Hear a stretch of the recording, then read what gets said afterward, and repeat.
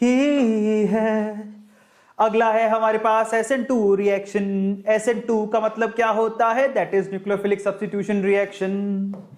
Nucleophilic substitution और साथ में लगा है दो का मतलब क्या होता है? बाइमोलिक्यूलर। इसका मतलब क्या होता है? ये सिंगल स्टेप रिएक्शन है। इसमें क्या होता है? इसमें जो रेट होता है वो किस पे डिपेंड करेगा? वो न्यूक्लियोफाइल पे रिएक्शन डिपेंड भी करेगा और हमारे सबस्ट्रेट पे भी डिपेंड करेगा। मतलब इसमें अगर आप यहां पर RX लेते हो जो कि सबस्ट्रेट होगा, ऑब्वियसली आप क्या पढ़ रहे हो? कौन से चैप्टर का नाम क्या है? Halo alkane, hello arene. तो हेलो एल्केन इसमें सबस्ट्रेट होगा, इसी पर ही अटैक होगा। तो ये तो चाहिए ही साथ में, और साथ में आपको एक न्यूक्लियोफाइल भी चाहिए। समझ में आ रहा है? इन दोनों की प्रेजेंस में ही ये काम हो पाएगा, अदरवाइज ये काम हो नहीं पाएगा। SN2 का मतलब क्या होता है? SN2 का मतलब होता है न्यूक्लियोफिलिक सब्स्टिट्यूशन बाइमोलिक्यूलर। बाइमोलिक्यूल का मतलब दोनों मॉलिक्यूल की रिक्वायरमेंट जरूरी है। ऑब्वियसली अगर आपको शादी करनी है तो आपको पति और पत्नी दोनों चाहिए ना, लड़का और लड़की। पति पत्नी तो बाद में बनेंगे, लड़का और लड़की दोनों चाहिए। समझ में आ गया? ऐसे तो है नहीं कि शादी करनी है, लड़का आया अकेला अकेला 7 फेरे ले लेगा ऐसे करके जिग जिग जिग जिग, लड़की बाद में आके 7 फेरे ले लेगी। लड़की बिजी है जी, लड़की बिजी है, बाद में आएगी। नहीं, ऐसा तो नहीं हो सकता ना। So SN2 reaction is like a marriage. Okay, so in that case we need dulha and dulhan both. समझ में आ गया? We need ladka and ladki both if you want marriage. समझ में आ गया? तो ऐसा नहीं पॉसिबल है कि भाई यहां पर तो भैया लड़का है नहीं, लड़की है, शादी करा दो। ऐसा तो नहीं पॉसिबल है ना। तो आपको सबको मालूम पड़ गया SN2 reaction is like a marriage. We need both. दूल्हा, इसको हम लोग क्या बोलेंगे? दूल्हा। इसको क्या बोलेंगे? दुल्हन। उल्टा हो गया, रुको, इसको दुल्हन बोलना चाहिए। अब क्यों बताता हूं, रीजन बताता हूं। देखो, तो ये हमारी है दुल्हन। अब पूछे कि क्यों? ये है दुल्हन और ये हमारा दूल्हा। अब पूछो मैंने उल्टा क्यों किया? मैंने न्यूक्लियोफाइल को दूल्हा क्यों बोला और ये हेलो एल्केन को दुल्हन क्यों बोला? कोई बता सकता है? ये मैंने ऐसा क्यों किया? पहले मैंने उल्टा किया था, मैंने इसको दूल्हा बोला, इसको दुल्हन। ऐसा पता इसलिए होता है क्योंकि इन दिस केस आपको स्ट्रॉन्ग न्यूक्लियोफाइल चाहिए होता है जो कि सबस्ट्रेट पे जाके अटैक करे। ठीक है, अब तुम फीलिंग समझ गए होगे। तो इन दैट केस दूल्हा स्ट्रॉन्ग होगा जो कि दुल्हन पे जाके अटैक करेगा। वल्गर बात हो गई ये तो तुम समझ गए होगे। So in that case I have changed the scenario. ठीक है, so this is SN2 reaction is a kind of marriage. In that case you need a strong nucleophile and, है ना, एंड हमारी एकदम नहीं, फूल सी नाजुक दुल्हन। सो स्ट्रॉन्ग न्यूक्लियोफाइल, दूल्हा मस्ट बी स्ट्रॉन्ग एंड फूल सी नाजुक दुल्हन। सो this is like a marriage. ठीक है, तो इसमें दूल्हा दुल्हन पे अटैक करता है। तो अब समझ में आ गया सब लोगों को? तो यहां पर कैसे होता है मैं आपको समझाता हूं। सपोज करो कि तुम्हारे पास है ना, और एक और बात, अब दुल्हन नाजुक होनी चाहिए, दूल्हा कैसा होना चाहिए? स्ट्रॉन्ग, है ना। वैसे तो आजकल फिर से कहेंगे सर ये फेमिनिज्म है, गलत बात है, लड़कियां भी किसी लड़के से कम नहीं है। कपिल कह रहा है पापा वॉचिंग, तू डरा रहा है, तू पढ़ाने नहीं देगा। कपिल तू सो जा बेटा, जाके तू लैपटॉप बंद कर दे और सो जा। तू पापा को साथ में लेके बैठा है और हमें समझाने देगा नहीं तू, है कपिल? तू खुद तो फोटो में हंस रहा है। देखो मेरा थोड़ा समझाने का तरीका यही है, ठीक है? तो पापा जी माफ कर देना, हाथ जोड़े, और आप एक्सेप्ट करो चीजों को।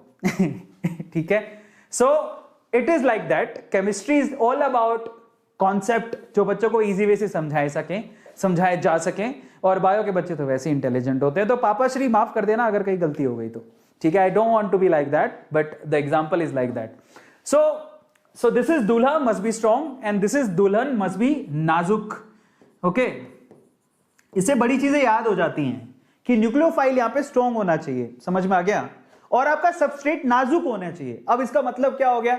अब मैं आपसे सवाल पूछूं कि बताओ इनमें से कौन सी दुल्हन नाजुक है? 1 डिग्री, 2 डिग्री और 3 डिग्री नाजुक दुल्हन। दुल्हन नाजुक का मतलब क्या होता है? नाजुक दुल्हन होती है 1 डिग्री वाली, ठीक है, जिसका पारा कम होता है। जिसका पारा कम है भाई, इसमें से नाजुक कौन है? जिसका पारा कम है। तो इसका पारा कम है तो ये नाजुक है। ये 3 डिग्री वाली तो एकदम गुस्सा लेके बैठी है, 3 डिग्री, तो ये नाजुक है। तो नाजुक दुल्हन तो हमें मिल गई। समझ में आ गया? सो 1 डिग्री में आसानी से होगा, 3 डिग्री वाले का तो पारा ही बहुत ज्यादा है। और दूल्हा स्ट्रॉन्ग कहां से लाओगे? तो देखो स्ट्रॉन्ग न्यूक्लियोफाइल पकड़ के लेके आओ, स्ट्रॉन्ग दूल्हा। स्ट्रॉन्ग दूल्हा कैसे पकड़ोगे? NaOH, ये तो बेस भी हो गया एक तरह से, तो OH minus is a strong base, okay. So strong nucleophile as well, that depends. So overall यहां पर आपको करना क्या होता है? दैट्स वेरी सिंपल, आपको 1 डिग्री हेलो एल्केन पकड़ना है। जैसे कि मान लो आपने CH3Cl ले लिया, ठीक है, और पीछे से आपने एक स्ट्रॉन्ग न्यूक्लियोफाइल पकड़ा OH माइनस। अबे क्या होगा? ये स्ट्रॉन्ग दूल्हा दुल्हन पे अटैक करेगा नहीं, और यहां से दुल्हन अपने रिश्तेदारों को छोड़ देगी, तभी तो वो जा पाएगी ना नहीं, तो यहां पर क्या है, मिलने और बिछड़ने का काम चल रहा है। तो ये स्ट्रॉन्ग दूल्हा कह रहा है मैं तुझे लेके जाऊंगा, दिल वाले दुल्हनिया ले जाएंगे। तो ये उसको एकदम दिलासा दिलाता है कि दिल वाले दुल्हनिया ले जाएंगे। तो ये कहती है ठीक है मैं अपने घर वालों को छोड़ के आती हूं, तो क्लोरीन को छोड़ देती है वो, ठीक है। सो फाइनली यहां पर क्या होता है, इन दैट केस आपके पास CH3OH, ये दोनों शादी हो गई इनकी, और इसने क्लोरीन को छोड़ दिया। तो ये इस तरह से चलता है। Is this clear? तो ये बोलता है दिल वाले दुल्हनिया ले जाएंगे, तो विश्वास रख। तो वो दुल्हन को ऐसे करके विश्वास दिलाता है, और दुल्हन कहती है ठीक है तू विश्वास दिला रहा है, मैं क्लोरीन को छोड़ देती हूं। Is this clear? सबको समझ में आ गया? Is this clear? और फिर उसके बाद उनकी शादी हो जाती है। सबको समझ में आ गया? गौतम कह रहा है प्लीज एक्सप्लेन अगेन। बेटा तू क्या ही करेगा, तेरी शादी नहीं होगी इस हिसाब से, दूसरी बार पूछ रहा है ये, है ना। ये देखो नाजुक दुल्हनिया, स्ट्रॉन्ग दूल्हा, दूल्हे ने किया अटैक, बोले कि दिल वाले दुल्हनिया ले जाएंगे। ये कहती है तू भरोसा दिला रहा है, चलो मैं घर को छोड़ देती हूं। तो इस हिसाब से CH3OH और Cl बाहर निकल जाता है। दैट्स वेरी इजी मैं पहली बार ऐसा सिखाया, और जनरली मैं नॉर्मल तरीके से सिखाता हूं। पापा जी माफ कर देना, कसम से कह रहा हूं, मैं शरीफ इंसान हूं ठीक है। तो ये तुम्हारा SN2 रिएक्शन होता है। तो SN2 रिएक्शन इज लाइक अ शादी, it is like a bonding between दूल्हा एंड दुल्हन, अ स्ट्रॉन्ग दूल्हा एंड नाजुक दुल्हन। समझ में आ गया? जहां से नाजुक दुल्हन पकड़ो 1 डिग्री, स्ट्रॉन्ग दूल्हा पकड़ो, and you will get SN2। सबको समझ में आया? मजे की बात देखो, मजे की बात यह है कि दूल्हे ने पीछे से अटैक किया है, समझ में आ गया, और यहां से फैमिली आगे से निकल जाएगी। तो इसका मतलब आपके पास जो नया प्रोडक्ट बनेगा उसमें जो न्यूक्लियोफाइल है वो पीछे से आके जुड़ रहा है। आए समझ में? तो यहां जो प्रोडक्ट बन रहा है वो ऐसा है कुछ, जरा आप ध्यान से देखो। इसको इन्वर्जन, अब मैंने लिखा था ऐसा, इसमें और उसमें कोई फर्क नहीं है, CH3OH एंड OH CH3, सिर्फ ज्योमेट्री का फर्क है, 3 डायमेंशन में फर्क आ रहा है, और कुछ नहीं है, प्रोडक्ट सेम ही है। पर एक्चुअल में वो ऐसा होता है, पीछे से अटैक करता है तो पीछे से आके जुड़ता है। इसको इन्वर्जन कंपाउंड बोलते हैं या इन्वर्जन प्रोडक्ट बोलते हैं। तो यहां से क्योंकि वो पीछे से अटैक करने के लिए आ रहा है, तो ये जो प्रोडक्ट बन रहा है वो इन्वर्जन प्रोडक्ट बनता है। क्या बनता है? इन्वर्जन प्रोडक्ट बनता है। सबको समझ में आ गया? क्लियर है? इन्वर्ट, बाकी लोग दांत निकाल रहे हैं, मजे ले रहे हैं नालायक को। अरे chemistry is all about chemistry चलो अब आगे चलते हैं। तो सबको समझ में आ गया? किस किस को याद हो गया कि हाँ ये तो आसान था? तो SN2 रिएक्शन का मतलब क्या होता है? इसमें रेट जो होती है वो दूल्हा और दुल्हन दोनों पे डिपेंड करती है। ये दूल्हा है, ये दुल्हन है, उनके बिना शादी नहीं हो सकती है। समझ में आ गया? इसमें बहुत सिंपल है, आपको नाजुक दुल्हन लेनी होती है और स्ट्रॉन्ग दूल्हा लेना होता है। कुछ होता नहीं है यहां पर, CH3OH बन जाता है, अल्कोहल ही बनेगा ले देके। पर यहां पर होता क्या है, दूल्हा आता है पीछे से अटैक करने के लिए, दुल्हन नाजुक होनी चाहिए 1 डिग्री। आपके पास एक कंपाउंड बनता है, दूल्हा जुड़ने की कोशिश कर रहा है और दुल्हन अपनी फैमिली को छोड़ने की कोशिश कर रही है। फाइनली दूल्हा पीछे से आगे जुड़ जाता है और दुल्हन यहां से बाहर, दुल्हन अपने घर वालों को छोड़ देती है। तो यहां जो कंपाउंड बन रहा है वो इन्वर्जन कंपाउंड बन रहा है। समझ में आया? So that's very important. देखो ऐसा होता है, दिल वाले दुल्हनिया ले जाएंगे, ऐसा होता है, दिल वाले दुल्हनिया ले जाएंगे ले जाएंगे ले जाएंगे। देखो समझ में आ रहा है सब लोगों को? अल्कोहल पीछे से जुड़ा और आगे से नहीं, हेलोजन अलग हो गया, दिल वाले दुल्हनिया ले जाएंगे, ऐसा होता है। So this is how it goes. तो किस तरह से एक लड़की अपने घर वालों को छोड़ के उनके अपने पिया जी का हाथ थाम लेती है, it is all about that. SN2 reaction is that. बिल्कुल भी मतलब ऐसे फेमिनिज्म का धब्बा मत लगा देना मेरे पे, sir you are very bad. संसार में जो होता है मैंने वो बताया, मैं इसके बिल्कुल खिलाफ हूं। इसमें आजकल तो लड़का लड़की सब बराबर है, ठीक है। अगली शादी पे चलते हैं जहां पर लड़की स्ट्रांग है। तो SN2 रिएक्शन ऐसी रिएक्शन होती है जहां पर लड़की कमजोर है, लड़का स्ट्रांग है। लड़का कहता है दिल वाले दुल्हनिया ले जाएंगे, ठीक है। तो चलो अब मैं ना इक्वालिटी की बात करता हूं। तो SN2 रिएक्शन में ऐसी ऐसी शादी होती है जिसमें लड़की कमजोर है, नाजुक है और लड़का स्ट्रांग है, ठीक है, वो SN2 रिएक्शन होती है। मतलब उसमें लड़का और लड़की दोनों की जरूरत है, तब जाके शादी होगी, क्योंकि लड़की कमजोर है, लड़की प्यार करती है लेकिन लड़की अकेली नहीं भाग सकती। समझ में आ गया? तो SN2 रिएक्शन उसको बोलते हैं। समझ में आ गया सब लोगों को? सो SN2 रिएक्शन में लड़की इतनी स्ट्रांग नहीं है, वो लड़के से प्यार करती है लेकिन भाग नहीं सकती है। अब चलते हैं दूसरी शादी पे। दूसरी शादी कौन सी है? वो होती है SN1 शादियां।